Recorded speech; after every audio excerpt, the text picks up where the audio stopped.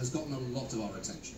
I will build a great, great wall on our southern border. That's a Trump wall, beautiful wall. I will build the greatest wall that you've ever seen. If they ever put my name on, I want a gorgeous wall.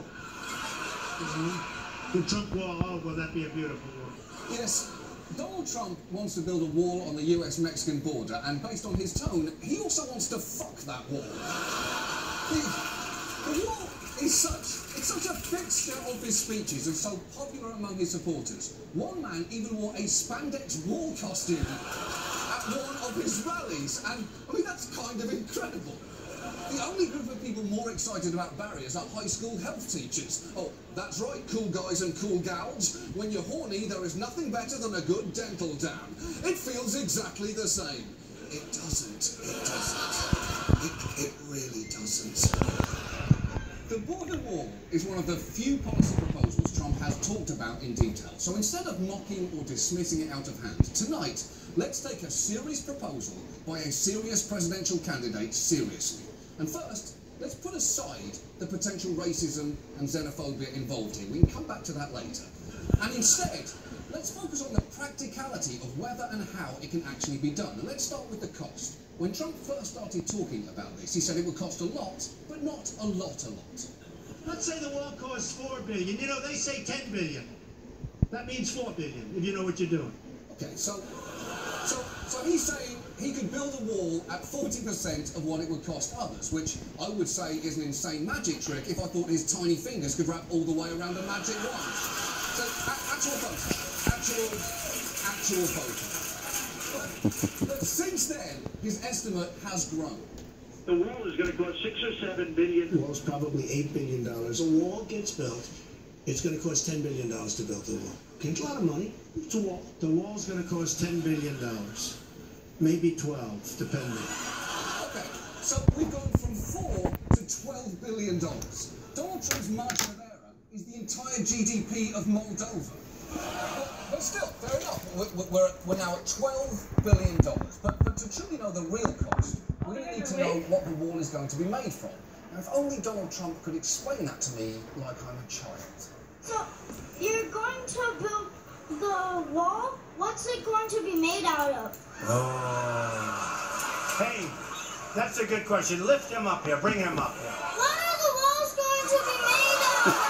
I'll tell you what it's going to be made. It's going to be made of hardened concrete, and it's going to be made out of rebar and steel. Okay. First, Trump is holding that child less like a human being and more like a cat he just gave a bath to.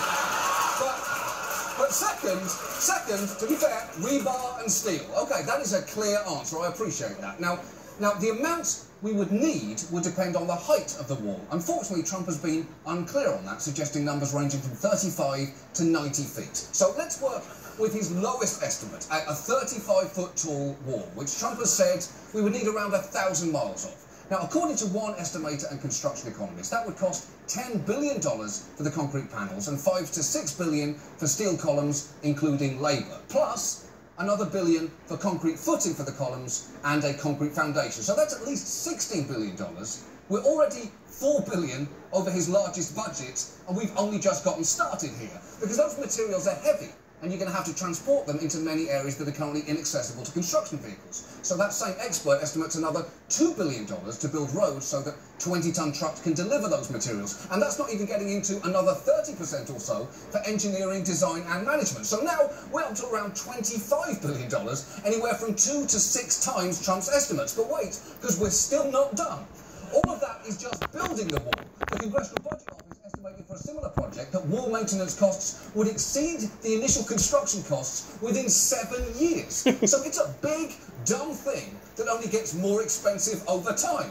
It's like getting a pet walrus. You think it's stupid now? Wait until you learn what a bucket of sea cucumbers costs. You've not prepared for that. But whatever the cost is, Trump claims he has got a way to pay for it. Mexico is going to pay for the wall. They're going to pay for the wall. Mexico is going to pay for the wall. Mexico is going to pay for the wall. And they're going to be happy about it. Of course they are. Of course they are. People love it when you make them pay for shit they don't want.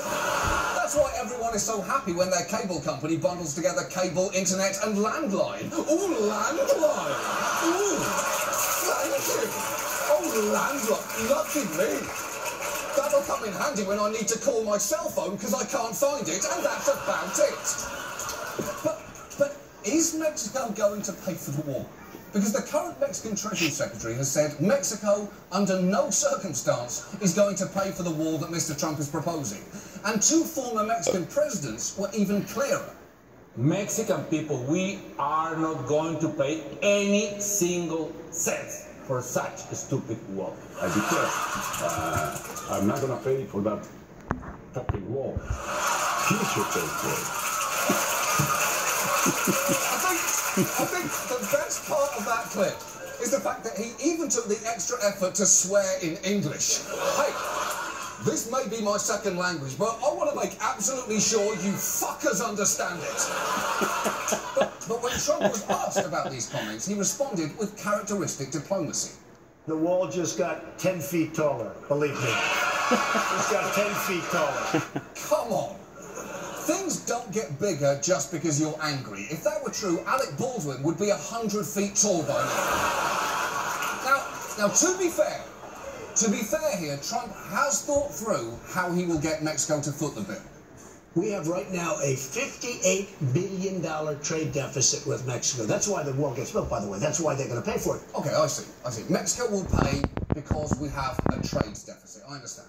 Unfortunately, that's literally not how anything works. Because, while yes, we did buy $58 billion more in goods and services from Mexico than they did from us last year, that money doesn't belong to the Mexican government. It's earned by Mexican businesses. It's not lying around in some centralised Scrooge McDuck money bin labelled "Dumb Americans' money do not spend on border fence." But look, let's put all this aside, and let's say we did find the money. Where would we put a border wall? Now, your instinct says on the border, but even that is actually more difficult than it sounds. And we know this because in 2006, George W. Bush signed the Secure Fence Act, which called for the construction of 700 miles of fencing along the border, a project which, incidentally, then Senators Barack Obama and Hillary Clinton voted for, which is terrible, although keep in mind that millions of you voted for Taylor Hicks in 2006. So, maybe don't be quite so quick to judge. Soul Patrol! That fence ran into a lot of problems, though. For instance, in large stretches of Texas, the border consists of the Rio Grande, and typically you can't build a wall along the river, as a 1970 treaty prohibits building anything that may cause obstruction of normal flow of the river. And for that and other reasons, some stretches of the border fence were built considerably inland. And as towns like Brownsville, Texas have learned, that can be a problem. This here is the Rio Grande River. It cuts all the way. You can see it makes a natural crescent there. This is Mexico, all back here. Here's where the wall's built.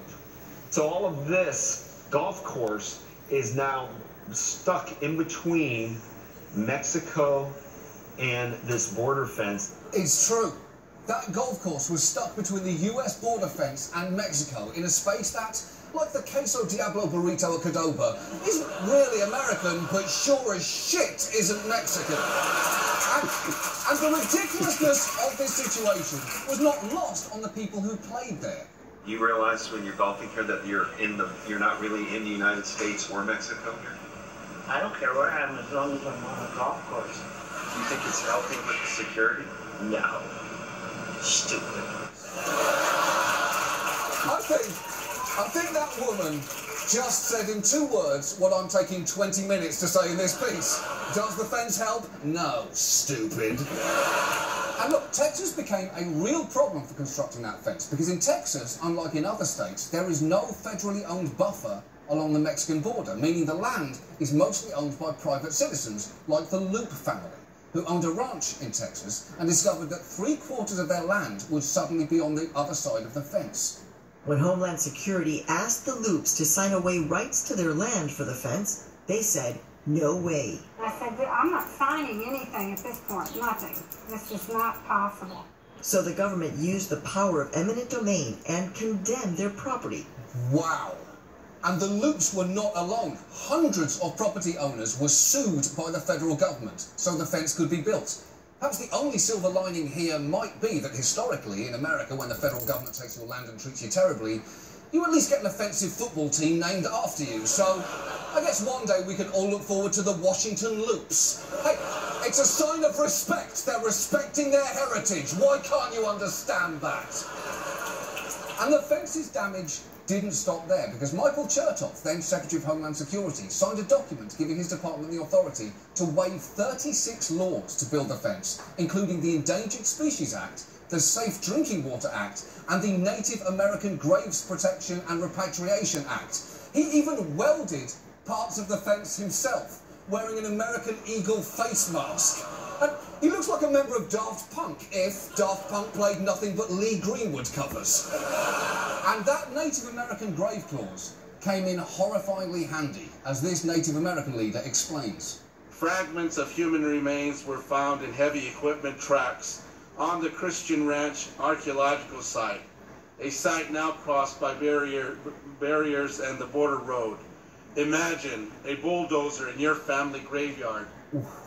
I mean, say what you will, but I think imagine a bulldozer in your family graveyard is definitely the worst verse of John Lennon's Imagine. It's not my favourite. It is not my favourite. And by waiving the protections for wildlife, the fence has posed dangers to the survival in the US of everything from jaguars to pronghorns to pygmy owls. And look how shocked they look by that fact. Although I will admit they do permanently look like you've just murdered their entire families. But look, Trump might well argue having a wall is worth all of this because it will act as a fortress to stop people and drugs flowing across the border. But let's look at that, because the most recent authoritative estimate suggests nearly half of the unauthorised migrants in the US entered legally through a port of entry like an airport or a border crossing, usually with visas that they then overstayed. A wall can't stop that. It's like wearing a condom to protect against head lice. You could do that, but that's not really how you keep the thing you're worried about from happening. Which is not to say that there are not some people crossing the border where a wall would be. But would a wall really stop them? What the Border Patrol says, and I've spoken to a lot of their people, is look, first of all, if you build a 30-foot wall, all it's going to do is create a market for 31-foot ladders. Of course that's right. And by the way, remember, when you're looking for a 31-foot ladder, avoid Werner. Climbing a Werner ladder is like dousing yourself in cooking grease and climbing a pile of tetanus. Do yourself a favour and get a DeWalt ladder. And I'm not being paid to say that, I'm just a fan. A fan and a very happy customer. And ladders are not the wall's only weakness. Watch as Donald Trump inadvertently stumbles his way into a key realisation. So, you take precast plank, it comes 30 feet long, 40 feet long, 50 feet long. There's no ladder going over that. If they ever get up there, they're in trouble. Because there's no way to get down. Maybe a rope. Yeah. Yes. Maybe a rope. Yes. Yes. Your brilliant plan has been undone by mankind's third invention. And as for stopping drugs, walls and fences have not posed much of a challenge to cartels. In Mexico, police have discovered a tunnel believed to have been used to smuggle drugs into the U.S. Using this makeshift cannon, they were shooting packages, small packages of marijuana across the border. These men were actually using a catapult to launch drugs across the border. Other smugglers have kept it a bit simpler than that. They just get somebody with a really good arm who throws it over the fence like a football. Okay. Okay, well, I will say, if they're looking for a new recruit, I know Peyton Manning is currently between jobs. But let's face it, for many people, efficacy is beside the point. This wall is about making us feel safer. And here is where the racism and xenophobia that we put aside at the top of this piece really needs to be brought back. Because while other politicians have supported barriers at the border, Donald Trump has been uncommonly clear about who we need to be protected from. When Mexico sends its people, they're not sending their best. They're bringing drugs, they're bringing crime, they're rapists, and some, I assume, are good people. Trump Trump sounds like an angry villager running through the town square yelling, "Werewolves, run for your lives!" Though some I assume are good werewolves, but they're here to kill you, with maybe a few exceptions, but mostly werewolves. Run! Run from the werewolves love me and I love werewolves, but they're here to kill all of us. But about that, because while yes, individual undocumented immigrants have committed horrible crimes, so, obviously, have American citizens.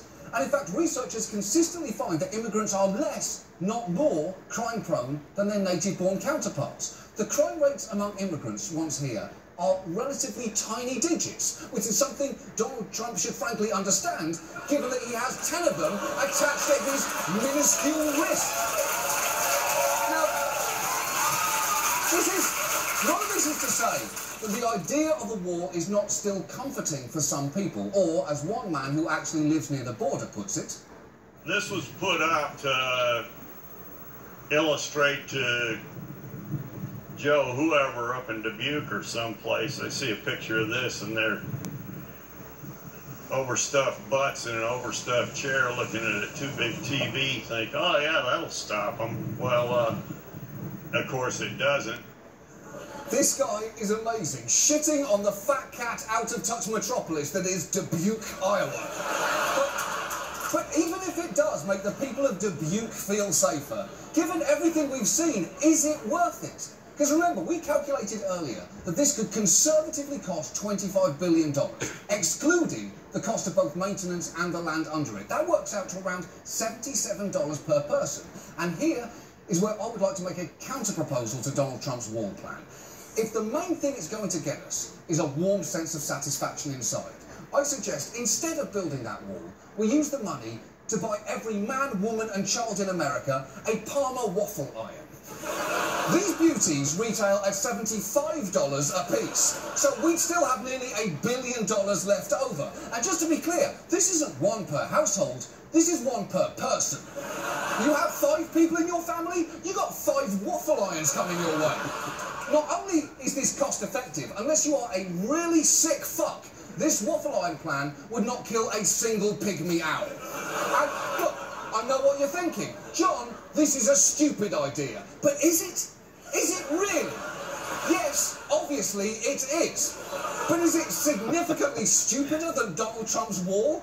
Because this waffle iron plan will cost less, it'll do nearly as much to keep out immigrants and drugs, it won't harm our relationship with our 3rd largest trading partner, if it is racist, it's only toward Belgians, and unlike Donald Trump's wall, this makes fucking waffles! So come on, America, let's ask ourselves, what kind of country do we want to wake up to? One that spends billions on an impossible, impractical symbol of fear, or one that smells like breakfast?